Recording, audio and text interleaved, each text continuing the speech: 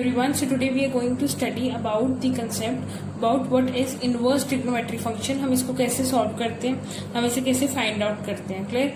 सबसे पहले ट्रिग्नोमेट्रिक क्या होता है. ट्रिग्नोमेट्रिक की सिंपली जो पढ़ते हैं sine cos right, tan theta, then sine का इनवर्स होता है cosecant right. So these are the trigonometric function. उसका इनवर्स हम कैसे कैलकुलेट करते हैं. अब सिंपली वे में अगर मुझे लिखना हो लाइक साइन इनवर्स एक्स, ठीक है, तो ये क्या हो जाएगा 1/sin x. I hope it is clear कि अब यहाँ पे अगर साइन इनवर्स x मतलब इसका इनवर्स का मतलब क्या हो जाएगा, that would B 1 - sin x. This would be the inverse. ठीक है. अब जब हम कभी भी इनवर्स ट्रिग्नोमेट्रिक फंक्शन अप्लाई करते हैं, जब इसको फाइंड आउट करते हैं, तो हम एक्चुअली फाइंड आउट करते हैं रेंज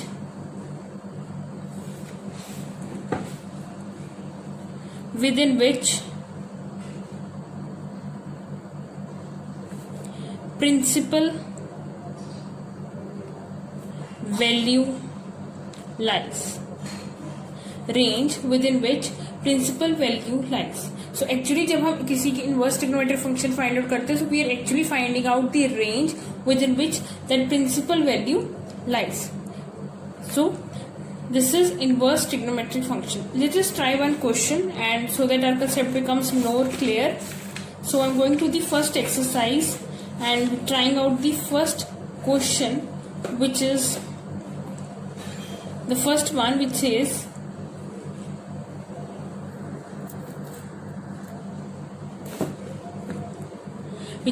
साइन इनवर्स -1/2. और हमने अभी पढ़ा कि हम जब इनवर्स ट्रिग्नोमेट्रिक फंक्शन फाइंड करते हैं, so we are finding out the principal value right. So अब देखो, जैसे सबसे पहला क्वेश्चन है, that is I am writing the statement over here, that is we have to find the principal value of sine inverse -1/2. अब इसको मैं ऐसे कर रही हूँ कि मैं इसको y के इक्वल पुट अपन कर रही हूँ कि दैट इज साइन इनवर्स -1/2. अब ये देखो, जो ये साइन इनवर्स है, इसको हम ऐसे भी लिख सकते हैं 1/sin, बिकॉज उसका इनवर्स है, और -1/2 विल स्टे ओवर हियर. ठीक है. अब इसको और फर्दर सिंप्लीफाई करूं, can I take sine over here. So ये क्या हो जाएगा, सिंपली हमारे पास sine y is equal to -1/2. y is equal to -1/2. अब हमें ये देखना है कि ये -1/2 एक्चुअली किसकी वैल्यू है. ठीक है. उसके लिए हम क्या करेंगे, हमने ये एक टेबल है, और I guess you will be very well versed with this table. हमने 10th क्लास में भी इस टेबल को स्टडी किया हुआ है. ठीक है. इनको वैसे रेडियंस बोलते हैं, उसके एंगल्स को स्टडी करते हैं basically. Here pi is actually nothing but 180 degree. ठीक है. अब आप क्या करोगे, दिस इज 180. अब पाई/6 की मीन्स 180/6, दैट इज 30 डिग्रीज की वैल्यू. सेम इज पाई/4, पाई/3 एंड पाई/2. और यहाँ पे हमारे पास ये सारे ट्रिग्नोमेट्रिक फंक्शंस है, sine cos tan cosecant secant cotangent right. अब आपको देखना है ये वैल्यूज कैसे है. ये वैल्यूज इवन आपको याद करने की भी जरूरत नहीं है. इसको एक सिंपल वे है जिसको आपको इजिली पूरा टेबल समझ आ जाएगा कि ये कैसे वैल्यू बना है. ठीक है. देखो साइन है, मैं साइन के लिए वैल्यूज पहले बता रही हूँ. हम सिंपली क्या करेंगे, 0 से लेके 1 2 3 4 नंबरिंग लिख देंगे और सभी को डिवाइड बाय 4 कर देंगे. उसके बाद अंडर रूट ले लेंगे सभी का. ठीक है.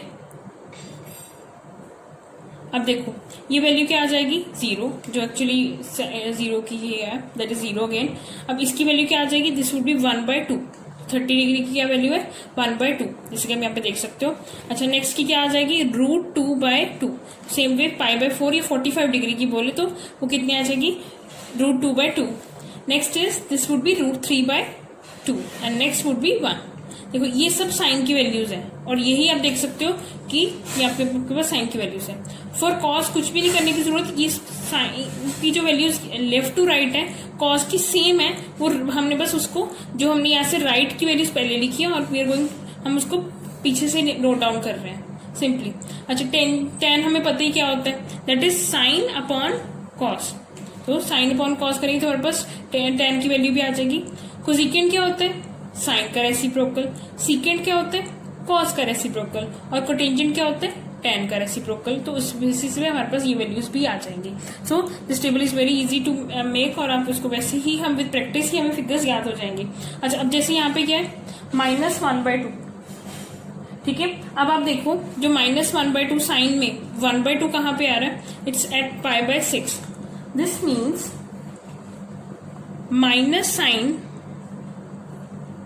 π/6 की वैल्यू कितनी है, that is -1/2।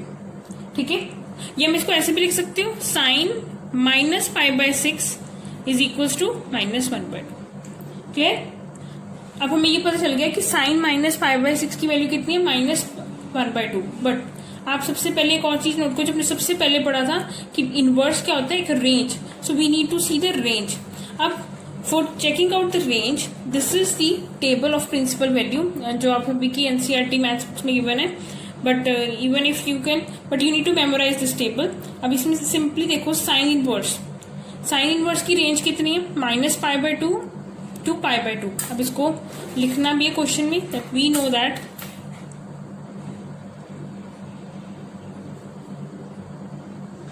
The range of principal value, हम क्वेश्चन में स्पेसिफाई करेंगे, range of principal value lies between principal value of sine. ठीक है, हम यहाँ पे साइन इनवर्स की बात कर रहे हैं, लाइज बिटवीन -π/2 to π/2। ठीक है, अब आप देखो यहाँ पे -π/2 के और 2π/2 में ये वाली वैल्यू लाई करती है, यस वेरी वेल, ये लाई करती है, π/6 है। अगर मैं वैसे बात करूं तो ये -π/2 है, मतलब हम डिग्रीज में बात करें तो ये 90 हो गया। ठीक है, और ये कितनी हो जाएगा, -90 to 90, राइट। और ये कितना हो जाएगा हमारे पास 30। सो उसके बीच में लाई कर रहा है -30, राइट। सो उसके बीच में ये लाई कर रहा है। सो इजिली हम कह सकते हैं कि यस, इसके बीच में ये रेंज लाई कर रही है। क्लियर। सो दिस मीन्स ये क्या हो जाएगा कि हमारे पास जो साइन -π/6 है, I am writing this again, is equal to -1/2। ठीक है, सो देयरफॉर साइन इनवर्स -1/2 की जो आपकी प्रिंसिपल वैल्यू हो जाएगी वो कितनी हो जाएगी, π/6। यहाँ पे कितनी हो जाएगी आपके पास, π/6। तो ये हमारे पास, ये हमारा डेफिनेट क्या हो जाएगा, answer. This is the principal value. Clear. And this is -π/6। So I hope it is clear. अच्छा, हम इस कंसेप्ट को और क्लियर करने के लिए एक और क्वेश्चन ट्राई करते हैं, जो हमारा सेकंड क्वेश्चन है, that is we need to find out cos inverse √3/2। तो second question that is cos inverse √3/2। अब हम सिंपली वही चीज करेंगे, देखो हम y के इक्वल लिख दें इसको, बिल्कुल लिख दिया। ठीक है, y is equal to cos inverse √3/2। अब मैं इसको क्या कर सकती हूँ, अभी पता है cos इनवर्स क्या होता है, 1/cos √3/2। This is equal to y। या अब मैं इसको यहाँ पे लेके जा सकती हूँ, इसको और सिंप्लीफाई करूँ, cos 1 इज इक्वल टू √3/2। बिल्कुल, ये भी हो गया हमारे पास। ठीक है, उसके बाद अब आप देखो आगे जाके, अब सबसे पहले अब मुझे क्या करना पड़ेगा, मुझे देखना पड़ेगा ये √3/2 cos में कहाँ इसकी वैल्यू होती है। तो हम ये अपने दोबारा इस टेबल पे जाएंगे। ठीक है, cos में √3/2 ये रहा। ठीक है, दैट इज ऑन π/6। सिंपली क्या कर सकते हो आप, इसमें हम लिख सकते हैं कि cos π/6 की वैल्यू किसके इक्वल है, √3/2। वही हमने जो पीछे किया था कि हमारे पास जैसे वहां पे भी वैल्यू थी तो हमने उसकी कॉरेस्पॉन्डिंग लिखी थी साइन के अकॉर्डिंग, यहाँ पे हम किसके बेसिस पे लिख रहे हैं, कॉस के अकॉर्डिंग। ठीक है, अब वही वाली लाइन जो आपको मेंशन करनी है, we know that range of principal value of किसकी, कॉस इनवर्स की। ठीक है, वो किसके बीच में लाई करती है, will check out from the table for the time being, अब हम फिर फिगर्स याद हो जाए, 0 to π। सो वैल्यूज कहाँ तक लाई करती है, 0 से लेके π तक। So cos inverse lies between 0 से लेके π। अच्छा, 0 to π means π here is 180 degree, उसके बीच में π/6 डेफिनेटली लाई करता है। So we can conclude that कि जो हमारी, जैसे हमने पीछे किया था वैसे ही हम कंक्लूड कर सकते हैं कि हमारी जो प्रिंसिपल वैल्यू है यहाँ पे क्या हो जाएगी, that would be π/6, because we can just simply write cos inverse √3/2 is equal to π/6 and this is our principal value. Fine, I hope you will be able to do the question third, so I'm leaving for your trial basis. ठीक है, fourth भी it's very easy, again tan inverse. आपके पास देखो principal values भी हैं, हमने सिर्फ उसको रेफर करना है और अपने क्वेश्चंस को सॉल्व करना है. But I am taking up one more question, that is 5th question. So I am skipping 3rd and 4th or I'm going for the 5th question to try, that is cos inverse minus 1/2. अभी भी हम वही करेंगे. हम क्या कर सकते हैं, y को लिख दे इसको cos inverse minus 1/2. बिल्कुल ठीक है. अच्छा, इसके बाद क्या करते हैं, cos inverse का reciprocal, that is 1/cos. Bracket में हमारे पास क्या है, -1/2. cos यहाँ चले जाएगा तो ये क्या हो जाएगा, cos y is equal to -1/2. I hope it is clear, right. अच्छा, अब यहाँ पे आप देखो कि अब क्या हो सकता है. अब सबसे पहले मुझे देखना पड़ेगा कि 1/2 की cos में वैल्यू क्या होती है. ठीक है, वो कब 1/2 की वैल्यू होती है cos में. अच्छा देखो, उसके लिए हम टेबल पे वापस जाएंगे. तो ये रही cos 1/2, दैट इज ऑन π/3. ठीक है, अगर डिग्री से बात करते हो 60 degree, but we write in the terms of, हमारा आंसर सभी पाई टर्म्स में ही आएगा हमेशा. ठीक है, क्योंकि हमारी प्रिंसिपल वैल्यू की रेंज भी पाई की टर्म्स में ही है. ठीक है, सो दिस मीन्स हमने क्या देखा कि हमारी क्या वैल्यू है, π/3. इसका मतलब जो minus cos π/3 is equal to -1/2. इसको ऐसे लिख सकते हैं, या मैं इसको ऐसे भी लिख सकती हूँ, cos minus π/3 is equal to -1/2. ठीक है, I hope it is clear. और आई जस्ट माई कैमरा है. Okay, -π/3 is equal to -1/2. अब इसके बाद हमें क्या करना होता है, बिल्कुल हम क्या करेंगे, range. We know that range of principal value of किसकी, cos इनवर्स की. अभी हमने पिछले क्वेश्चन में ही इसकी वैल्यू देखी थी. ठीक है, दैट इज 0 to π. अच्छा, अब आप मुझे बताओ, ये भी पॉजिटिव है, ये भी पॉजिटिव है, बट मेरे यहाँ पे क्या आ रहा है, -π/3. ये तो इस रेंज में आएगा ही नहीं. बिल्कुल इस रेंज में इसकी मैक्सिमम वैल्यू क्या हो सकती है, पाई हो सकती है. तो इसके लिए आपके पास एक इंपॉर्टेंट स्टेप है, और इसी वजह से मैंने ये क्वेश्चन लिया था. ठीक है, अब इसको समझना. यहाँ पे मैं एक बार इसको रीराइट कर रही हूँ कि मेरे पास अभी क्या आ रहा था, cos -π/3 इज इक्वल टू -1/2.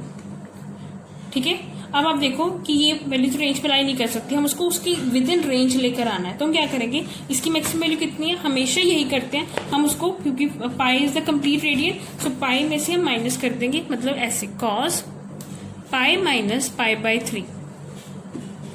ठीक है, इज इक्वल टू -1/2. और ये कितने आ जाएगी, अगर मैं इसको सॉल्व करूं taking an LCM, 3π - π is equal to -1/2. और यहाँ पे इसको फर्दर देखें तो 2/3 इज इक्वल टू -1/2. ये हमारे पास आ जाएगा. अच्छा, अब इसके बाद बस हमारे पास फाइनल आंसर आ ही गया है. अब इस आंसर को हम कैसे लिखेंगे, cos inverse -1/2 is equal to 2π/3. So this will your answer in that case. इस वजह से हमें रेंज चेक करना जरूरी है. Fine, thank you.